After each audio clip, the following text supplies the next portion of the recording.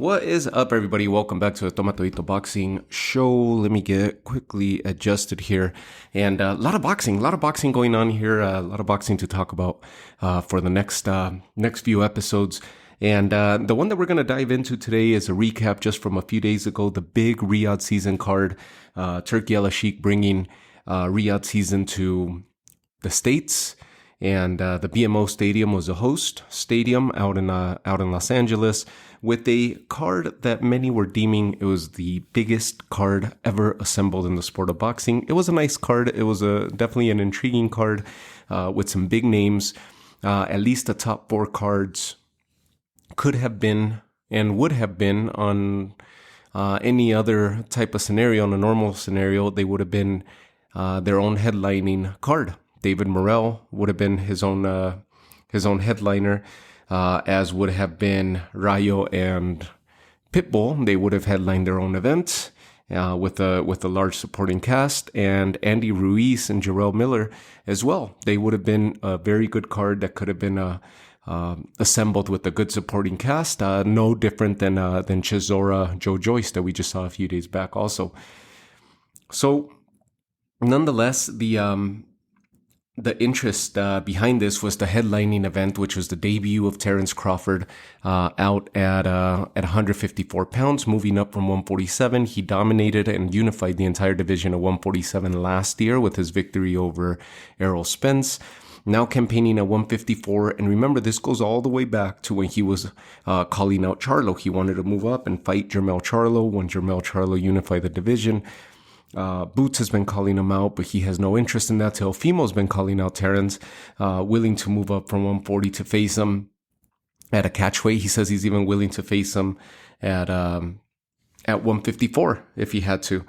And Terence is not giving him any attention, but Crawford has bigger plans in mind. And of course, he wants the big Canelo Alvarez fight because it would mean something for him if he's able to overcome the so-called face of boxing.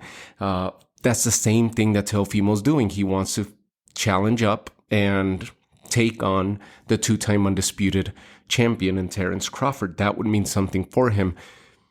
On the other side of the coin, well, for Terence, what does he get if he beats a smaller fighter? And that's pretty much the same argument that Canelo Alvarez is making about Terence Crawford. He's like, what do I get if I lose? Well, great. Everybody jumps on the bandwagon, on the bus, and acknowledges Terence Crawford did something great. But if I beat him, what do I get? I just get more criticism for picking a smaller fighter. That's exactly where Terence Crawford lies in fighting a Gervonta who called him out, or a Teofimo Lopez. So this was his big debut against Israel Madrimov. Very, very interesting fight. And Madrimov, the interim champion, coming into this fight with a standout amateur record. I don't remember what they said. I haven't looked at his amateur record, but I think he had well over 300 victories, let alone fights, as an amateur standout.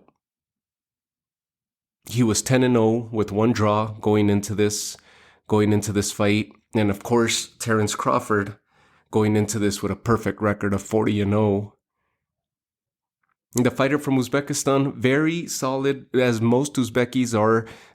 If you've been keeping track of the Olympics, many of them have actually medaled already, and very, very good fighters, very rugged fighters, very tough fighters with good chins, and they pose a lot of problems in the way that they fight and the way that they move. The bully, Milikuziev's another one. Who's making a big noise in the super middleweight division, and he's another troubled fighter. These are big, muscular bodies, wide bodies that move fairly quick for their size, and often train with higher weights. They're bigger bodies that either cut down to fight at smaller weights or train with just about anybody who's available, and most of them are big bodies. So don't be surprised if you see a Madrimov training with a cruiserweight or a heavyweight. When we hear about that stateside, that Terence Crawford training with a heavyweight or training with a cruiserweight, well, it sounds almost like a novelty to us, but it's pretty normal for Euro-Asians to do that. We used to hear about Triple G doing so as well. So the fight takes place, and it was a very intriguing fight because you had people from different perspectives. You had people that thought that Terence Crawford ran away with it and that the scorecards were way too close just by way of action. You had people that thought that Madrimov won and that he retained his title and that he shouldn't have lost his title on this night. You had people that agreed with the scorecards. You had people that were asking for a draw. And so it was a little bit all over the place as far as perspectives, as far as opinions of what happened in the fight. I myself thought that Terence Crawford actually did win, and I had it a little wider. And this is just on a quick analogy. I had it a little bit wider than what the judges gave.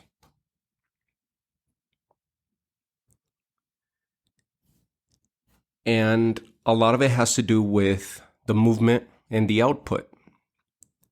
At first glance, live, you're seeing Madrimov, who continued to lunge forward, dropping his left shoulder, leaning in with his head to open up his right side and his overhand or hook attack from the right hand side. And often we would see Terence Crawford catch Madrimov on the way in with the short range left uppercut, or disrupt them with a quick rabbit right hand punch. And Madrimov would do so again, drop his left shoulder, tuck his head, and lunge that right hand. And so when I started seeing that, then you would see Terence Crawford come back with a succession of 2, 3, 4 punches. Not all of them landing, of course. But at a live glance, you're getting the perspective and the perception that there's a lot more output being executed by one side over the other, that being Terence Crawford. So when I was seeing this, I'm like, every time that Madrimov comes in, Terence is countering him perfectly. But there was rounds where Madrimov is catching him clean. To Madrimov's credit, his right hand was solid and was constantly breaking the guard of Terence Crawford, which goes to show you the weight difference, the punch difference, the power output of Madrimov is a lot stronger than what Terence Crawford is used to dealing with. And remember, this is a Crawford that campaigned at 135, 140, 147. Well, he's used to getting hit by a lot smaller fighters and fighters of his size. I believe that welterweight division is the division where Terence Crawford needs to be at. But he was successful on this night, and now he has an interim title. He lifted the title from Madrimov. And by lifting this title, it's a big shakeup with these organizations, right? If we're going by titles, it's a big mess, a big headache, because he's basically holding his welterweight WBO title hostage. As the WBO stated, they were going to wait to see if Terence was successful on this night. Well, he's successful, so technically within a few days' time, we should be hearing the WBO elevate Brian Norman Jr. as the full champion at welterweight division, because he's holding the interim after defeating Santillan for it. So he should be getting elevated to full status at welterweight.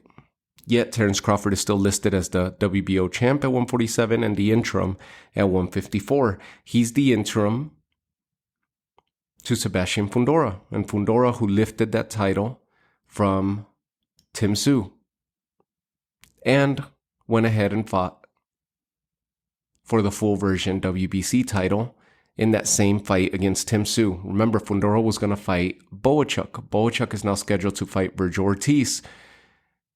They were going to be on the undercard of Tszyu and Thurman.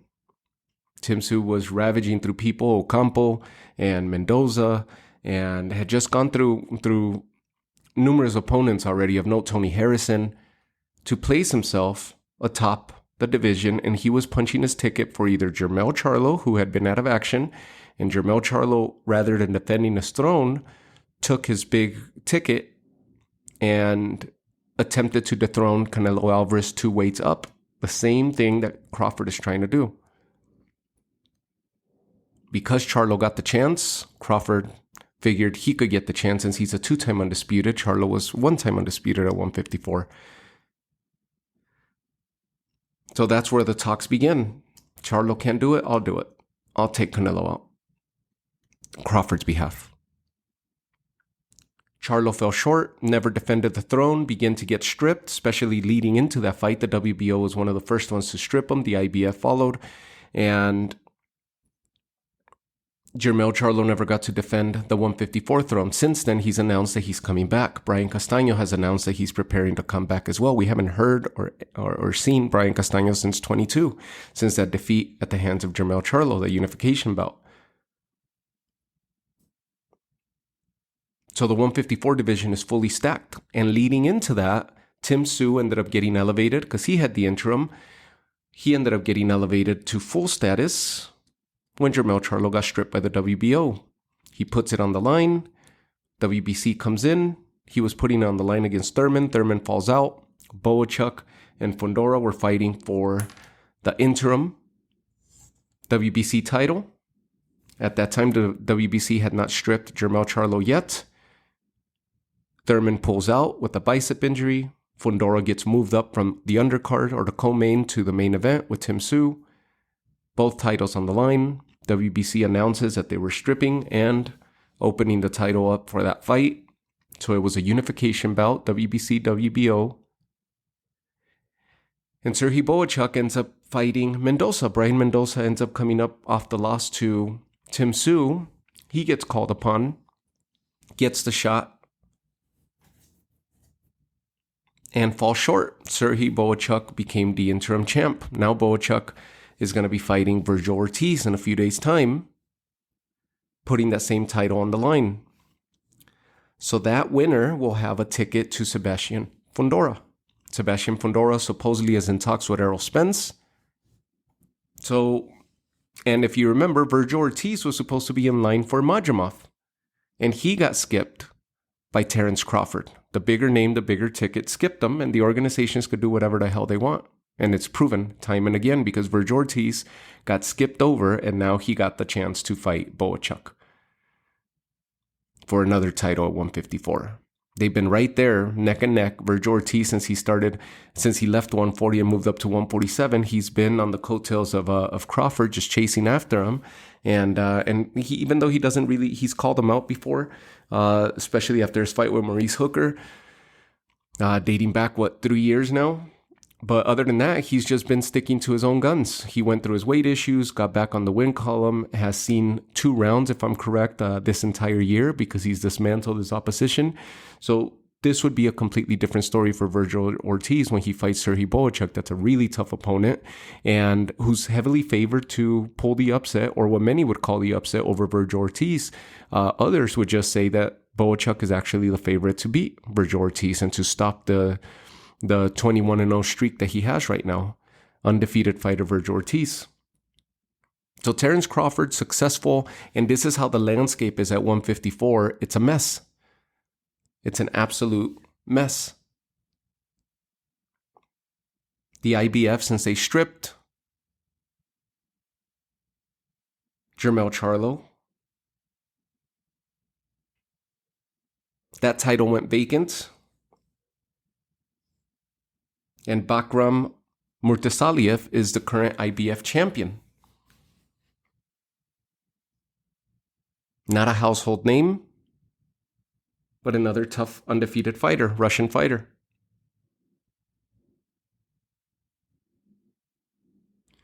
And for the WBA,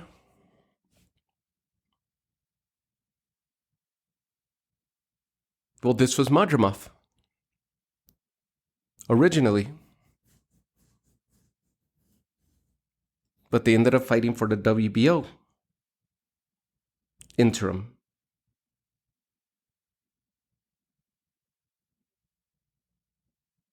So Crawford has a ticket to Sebastian Fundora, or the winner of Fundora Spence if that fight does end up happening. A lot of people jumped on immediately to criticize Terence Crawford and what he accomplished this past Saturday night, saying that he has no business getting in the ring with Canelo Alvarez. Even Canelo said there's a reason for divisions. There's a reason why there's weight divisions, and it would be too much for him to go to 168. Terence Crawford didn't look bad. He just didn't look masterful like he has in the past. He did his game plan. He executed multiple game plans. When plan A wasn't working, he adjusted. He wanted to be the aggressor, had to resort to a counter puncher, and had to end the fight in a more defensive manner. When you look at the fight live, like I was saying, it almost seemed like Terence Crawford was outlanding, out punching by a mile over Madrimov. But that wasn't the case. When you pull up the CompuBox numbers, Crawford lands 95 punches total out of 433. So what we saw, yes, your eyes are not deceiving you. You're seeing Terence Crawford throw a lot of punches. 433 punches to be exact. And Madrimov threw 275. So 100 and change that got thrown more by Terence Crawford, and that's what your eyes are guiding off of. But according to CompuBox, he only landed 95 out of those 433 punches. 25 of those 95 were body shots. His average came in at just under 22%. Madrimov threw 84 of 275, or landed 84 of 275, with 14 of those 84 being body shots. His average was at 30.5. So he landed at a heavier average. He landed more significant punches, if you're going to count that,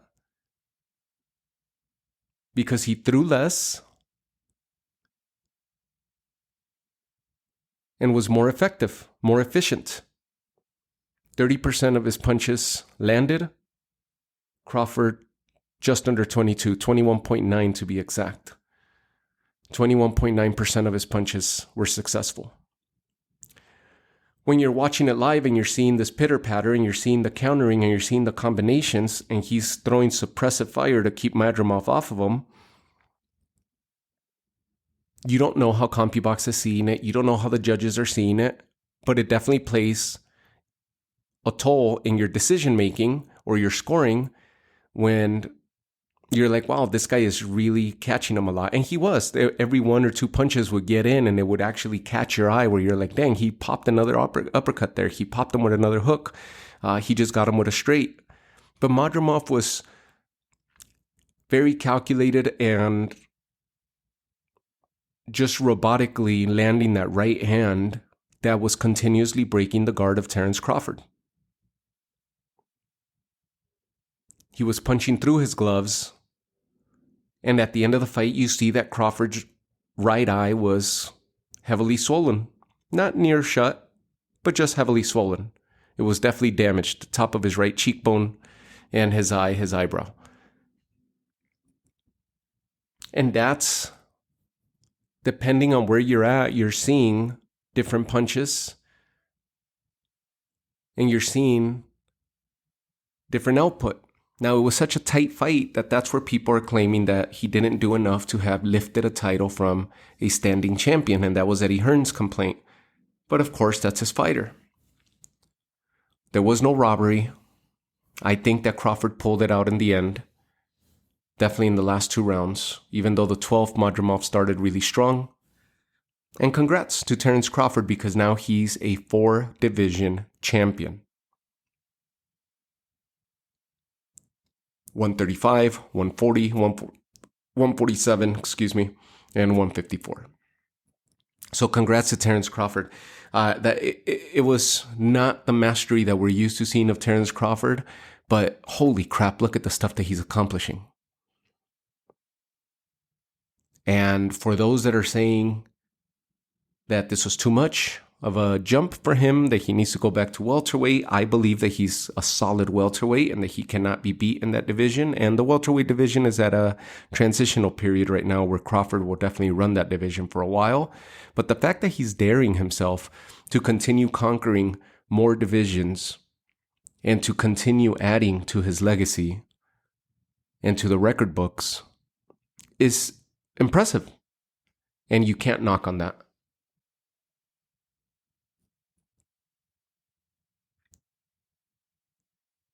And who knows, maybe he'll even move up to 160, because the undercard of Canelo Alvarez, the recently announced Canelo and Berlanga undercard, is Erislandy Lara, who's on the back end of his career. And he would definitely be looking for another payday if he gets past Danny Garcia. Danny Garcia is not a ranked middleweight. This is the first time he's fighting at middleweight, and he got an immediate title shot. Again, a former multi-division champion like Danny Garcia, who has a resume that can go head-to-head with anybody's resume and has beaten such greats in the past, never stepped in the ring with Terence Crawford.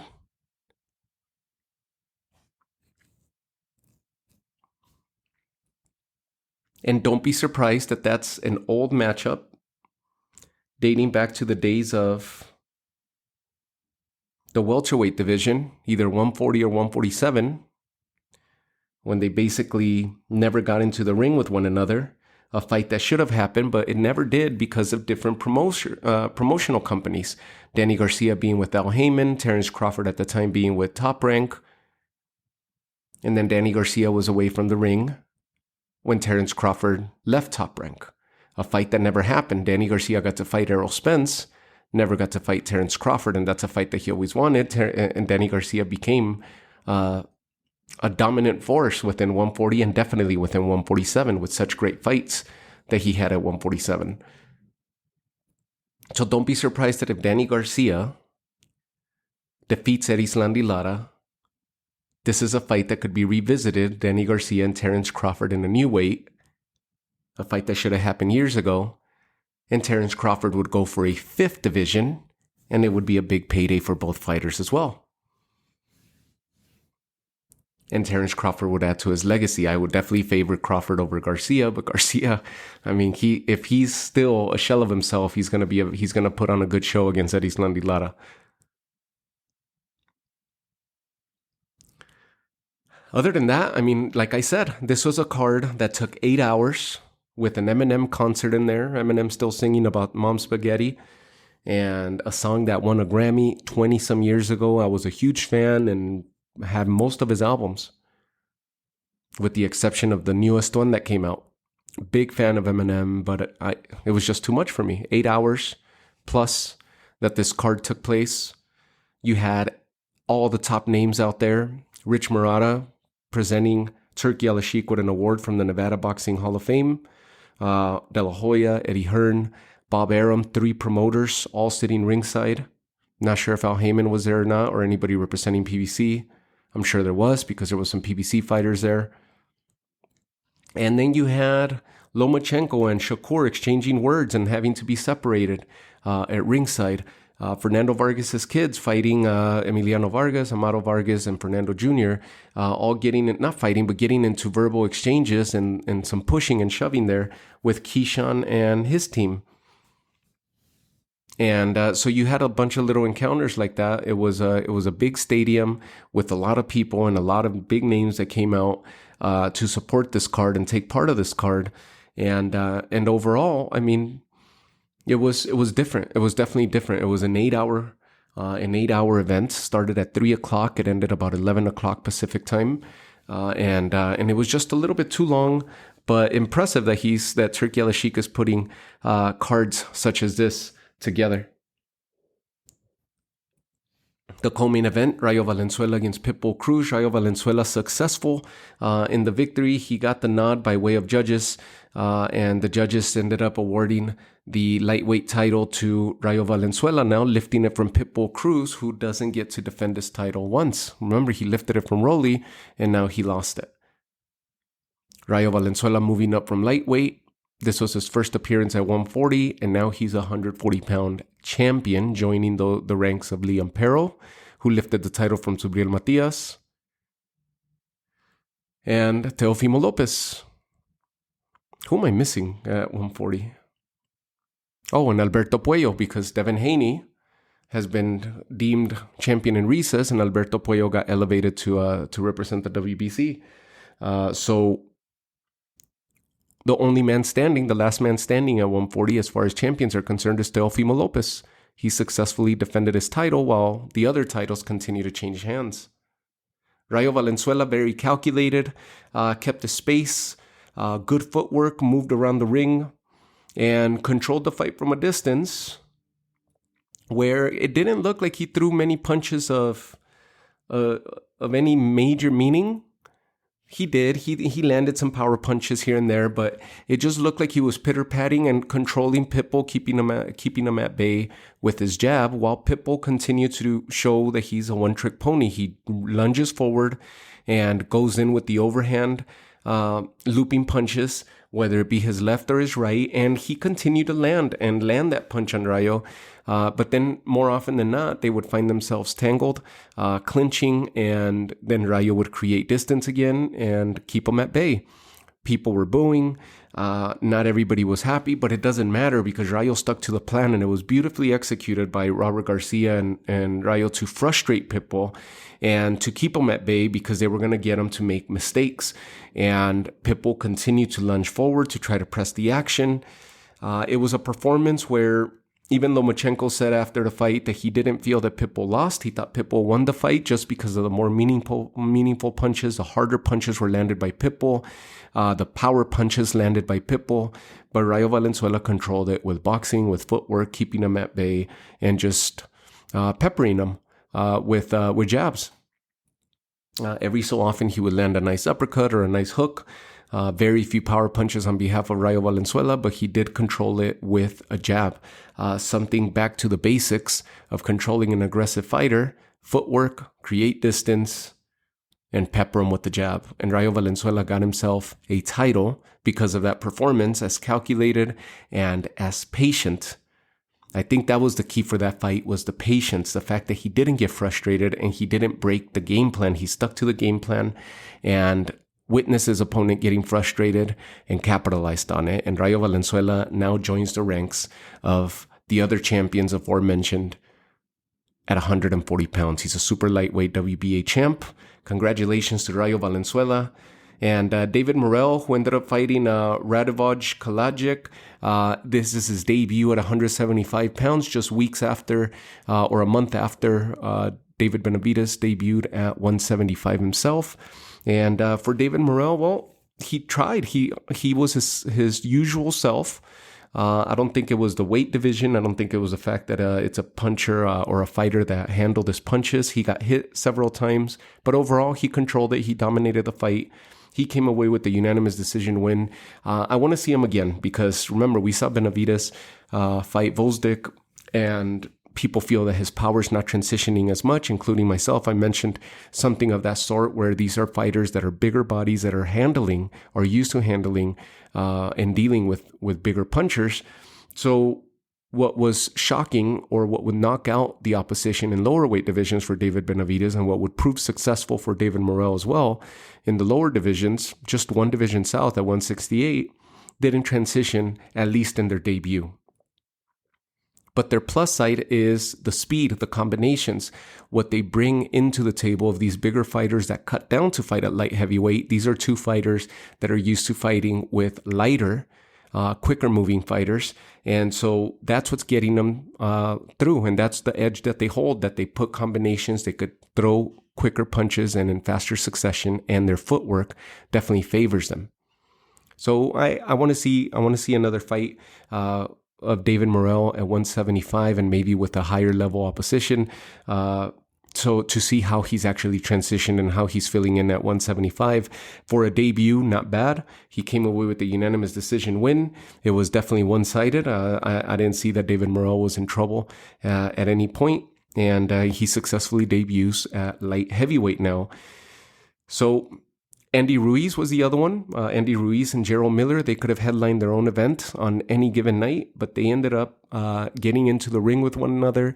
And this was the this was the entertainment fight of the night, in my opinion, at least for me, because it was just punches and bunches, everything with bad intentions, and everything was a knockout punch. The way that they hit each other and how surprising it was that they actually lasted as long as they did. These guys hit each other with hammer after hammer after hammer, and it was just these huge punches that they were just trying to eliminate the other, and neither would give way. Both of them shaken up on numerous times. It looked like both of them were on their way out on several different occasions. Jarrell Miller looked like he should have gotten the nod, in my opinion, that he defeated Andy Ruiz, but impressive that Andy Ruiz came out in that fashion. He did have some stamina issues, but he's been gone for 2 years. And he still performed in that way, where Jarrell Miller's been off maybe 6-7 months since his fight with Daniel Dubois. So he looked fairly good, very impressive. And they ended up deeming this fight a draw, a majority draw. So we'll see if they get to run it back. That'll be interesting if they get to run it back. Andy Cruz ended up defeating Antonio Moran, a veteran, a journeyman, Antonio Moran. Andy Cruz improves to 4-0 and knocked out Antonio Moran in the 7th round. He continues to get better.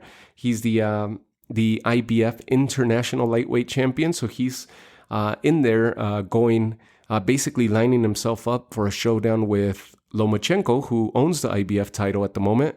But more so than anything, Andy Cruz continues to rack up those wins, and there's a big rivalry between him and Keyshawn Davis that dates back to the World Championships and the Olympics, and where Andy Cruz got the better of Keyshawn Davis on every single one of their encounters. So that's a fight that seems to be brewing, and it may happen sooner than you think, especially with Turki Al-Sheikh crossing boundaries between promoters and bringing all fighters together. That might be a fight that more than likely will happen sooner than later. And then Jared Anderson, who got ragdolled by Martin Bakole. This was his big coming out party for Jared Anderson to be able to beat Martin Bakole, a heavyweight of note. And this was the big test for Jared Anderson to see if he was going to contend with the bigger names of the heavyweight division and the ones that are basically on the B side, challenging up to the A level and getting ready for a title shot, just knocking on the door of title contendership and title fights. Jared Anderson, this was his big test, and he got ragdolled by Martin Bakole. The young Jared Anderson just couldn't contend with the power. He's definitely has footwork and combinations on his side, but it wasn't transitioning as well. Martin Bakole, just a big towering monster that just kept landing sledgehammer after sledgehammer and just kept dropping those bombs on Jared Anderson. Eventually got him out in the 5th round, and Jared Anderson suffers the first defeat of his career, now at 17-1, and his first defeat comes by stoppage. Martin Bakole improves to 21-1, and you bet that he'll end up fighting. If Andy Ruiz and Jarrell Miller don't get into it with one another, then maybe you'll see Bakole and Jarrell Miller, or Bakole and Andy Ruiz. But I really think that rematch will happen between Andy Ruiz and Jarrell Miller, especially because there was a broken hand there, or a bone spurt that damage that Andy Ruiz suffered to his right hand. Damage that he suffered to his right hand. So that might keep him at bay. Don't be surprised if you see Martin Bakole and Jarrell Miller now that Jarrell Miller is back in full swing of things. Interesting card out in LA. Not sure what you think. Leave me a comment. Let me know what you guys think as far as how long this card took, and should there be concerts. Maybe you didn't like the artist. Maybe you didn't like that Detroit native, an Eminem, who made his career in the West Coast by way of Dr. Dre, that he ended up headlining this concert. Maybe you would have liked to see Kendrick or somebody else that represents the West Coast. Maybe you didn't like that. I don't know. But in my opinion, I thought an 8-hour boxing card took my entire Saturday away. So between grilling and walking in and out and doing stuff at home and all this, it kind of kept you locked down. And I don't know how many more times I could do that. I don't know about you guys. You guys could tell me otherwise. But normally you want to tune into maybe like a 3-4 hour card and that's it. You know, maybe a three fight card with three good solid fights, even the four good solid fights. You catch a piece of this, you're moving around, and you catch a portion of the other one. Then the main co-main event starts, and the main event, and you sit down and you just enjoy those. The traditional boxing cards that I'm accustomed to. Maybe I'm just set in my ways. But I definitely want to hear from you guys, see what you guys think about that. And what you guys thought of the overall card. The landscape at 154 is a mess. You guys saw that interview that I had recently with Jesus Mono Ramos. You could check it out on the YouTube channel.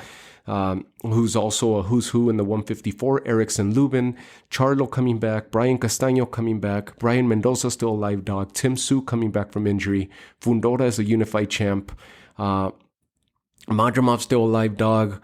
You got, I mean, holy crap, man, that division is insane. There's a solid array of fighters. Tony Harrison still campaigning there.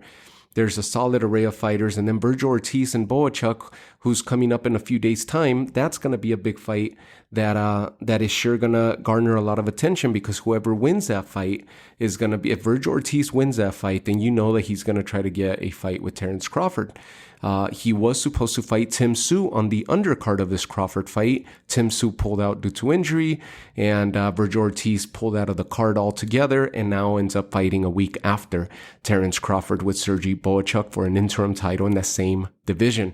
So it's shark-infested waters at 154 pounds right now. A fun time, but also very confusing because they're all over the place. Look at the WBA pulling out of that website. If you guys follow a website, BoxRec, WBA has now pulled out. Within the last couple of days, they no longer want to take part and list their fighters in BoxRec, or they don't want BoxRec listing the WBA ranked fighters on their website. And so that creates an issue there for those fans of BoxRec. WBA ended up siding with another website called Fight Facts. And so if anything, you want to go to the main organizations and the organizations and how they're listing their champions, you go to the WBA site or WBC, WBO, IBF, you name it. The problem with them is that they're always outdated. They're always a little bit behind, a little bit outdated. But if you take it from the main source, you can't go wrong. So I'll leave you guys with that. A little bit lengthy episode, but it was a lengthy ass card as well. So I'll leave you guys with that. Let me know, leave me a comment, drop me a like, and follow the channel. A lot more content coming your way. And we keep moving on. We keep growing this channel, and I owe it all to you guys. So thank you guys again for tuning in to the Toma Todito Boxing Show. This is Heck Cali checking out. Take care.